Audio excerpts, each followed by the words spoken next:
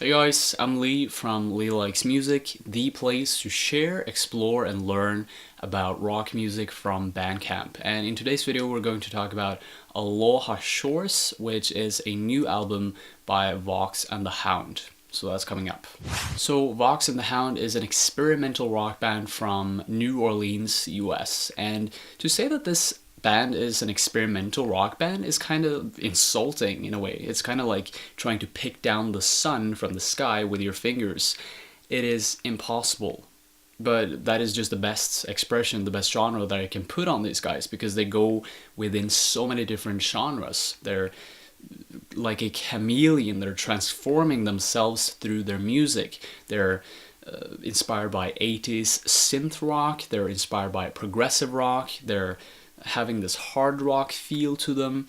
There's just so many genres ebbing in and out here. For every single song that you hear on this album, there's something new, there's something fresh, and this provides a very exciting and very enticing listening experience, but it also makes the whole album incongruent, a bit out of touch with, just congruency and familiarity in general. These guys don't like to constrict themselves in any sort of way. As I told you before, they're like a chameleon. They're just changing colors and patterns for every single song on the album. The contrast and the transition between the first two tracks is a great example of this. You can listen to Recapitated, the first track, which offers you this hard rock inspired sound. It also gives you some challenging mood swings. The syncopated and always driving drum pattern of Eric Rodgers is something that keeps the track very enticing and in the forefront all the time. But this sonic frame is completely changed when you jump over to the second track,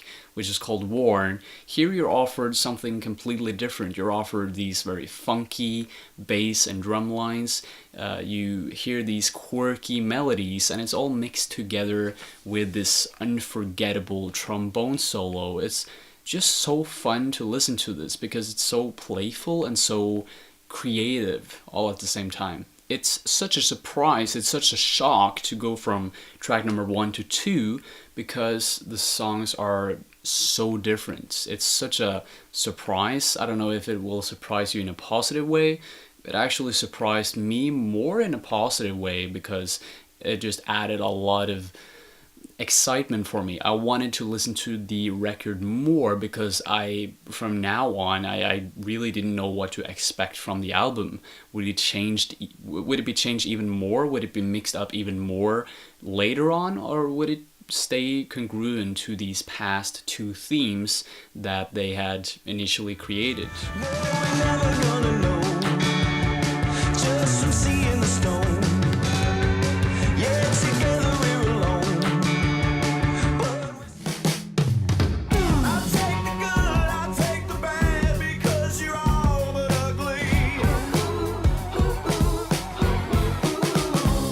When I think about it, the song Worn, the second track, really reminds me of a hybrid between Mr. Bungle, the first self-titled track that Mr. Bungle and Mike Patton put out, and Fame by David Bowie. And yes, I know that might sound really weird for you guys who are familiar with both of those songs, those types of types of artists, I should say.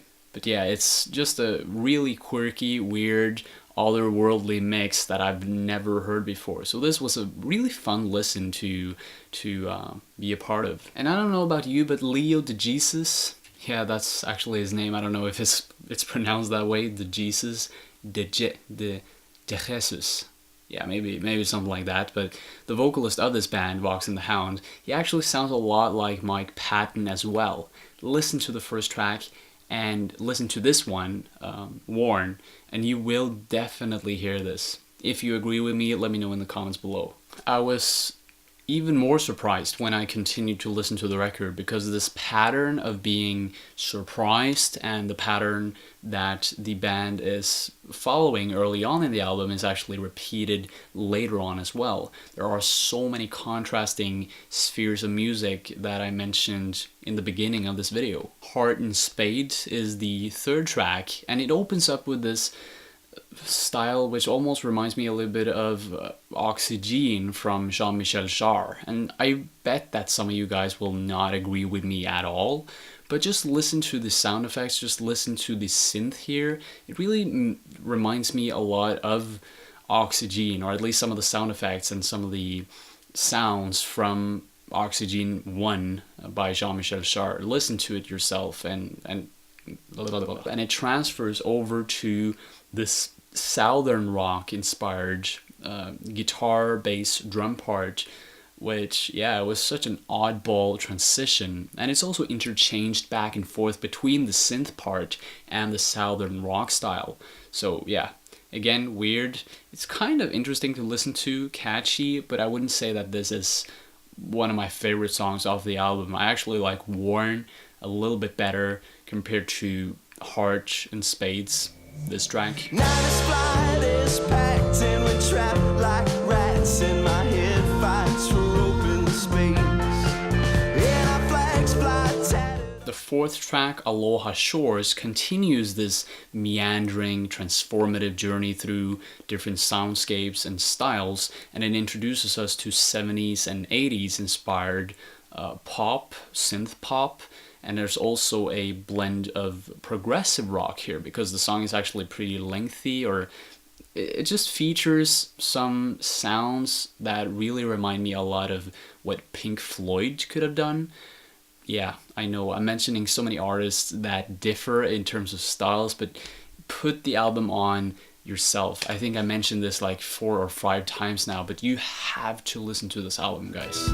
Wonder what's become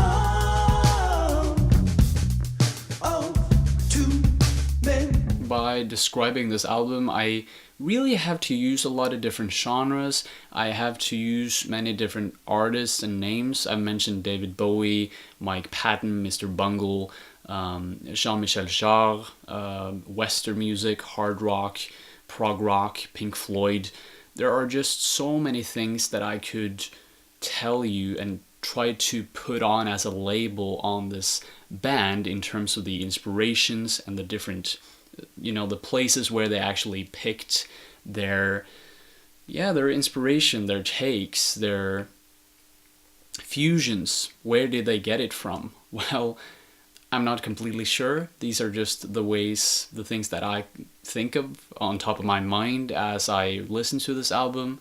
It's really like a Frankenstein monster of an album, and that might sound purely negative, but it's actually very positive because it's making the album so unique and outstanding. The whole listening experience is quite surreal, subversive, and versatile.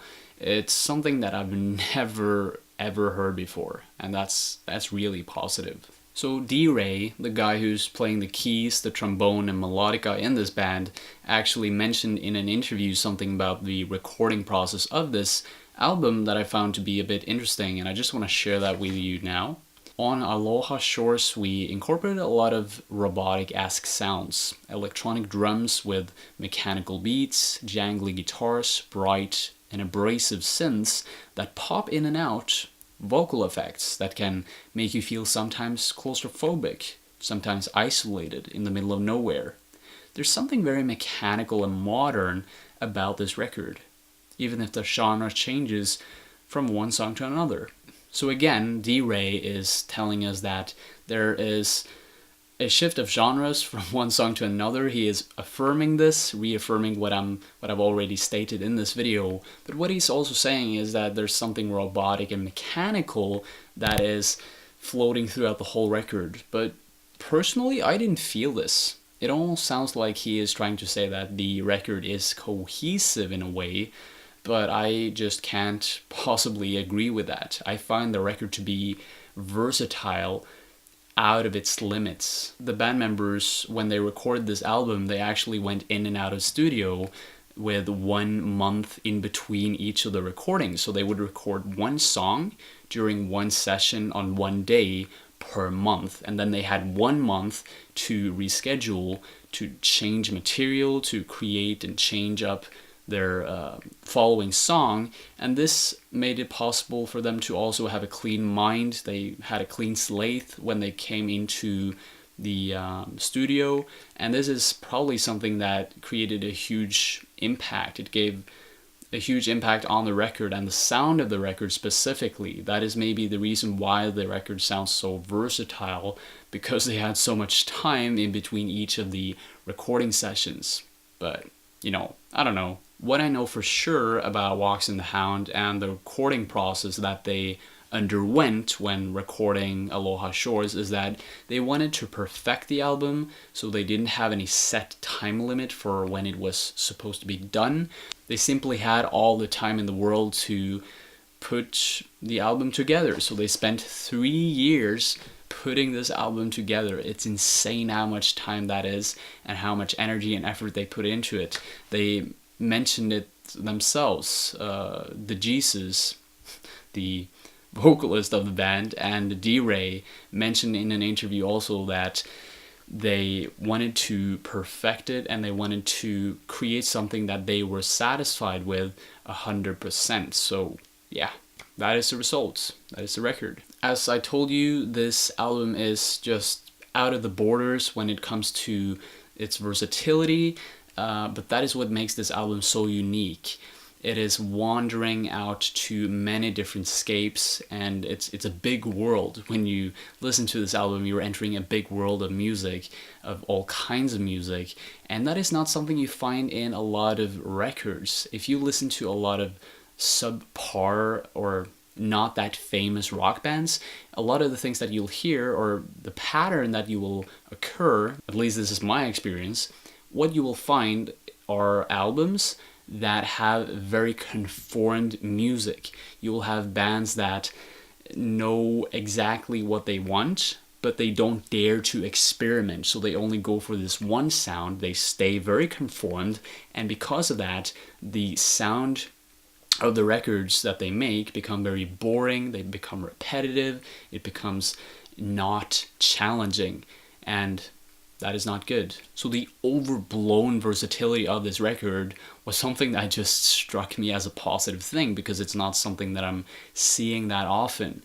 Of course, the versatility is obviously a minus as well, because it isn't congruent. It doesn't stick to one idea, but it's still interesting to listen to this album. It's not like I will give this record a negative score, because there were actually highlights on this record that meant a lot to me. The oddball left field arrangement on Worn was something that I really appreciated a lot. Aloha Sures is a great track in terms of the prog style. I think they captured that prog essence in a very good way. I also love the progression between the synths and the vocals. That was really nice as well. And the most important song on the whole album, the most meaningful and most impactful song on the whole album to me, is called Ethyl. Yeah. How can I put it? How can I explain it?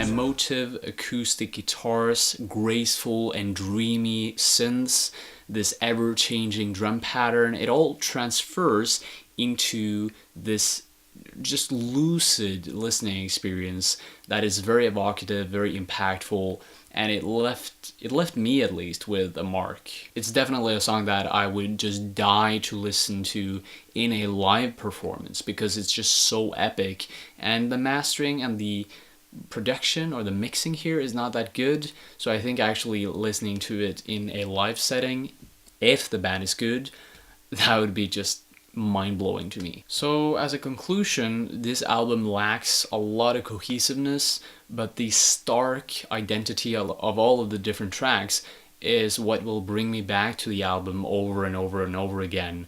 So yeah, it's a good album. It's blurry, it's elegant, it's originally made, so I'm gonna give this album a 7 out of 10. So that's the video for today, guys. Thank you so much for watching.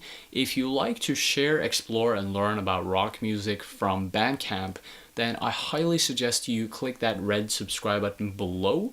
Also make sure to hit that bell icon button beside the subscribe button, because in that way you'll always get notified when I upload new videos to YouTube. So yeah, thank you so much for watching. Take care. Bye.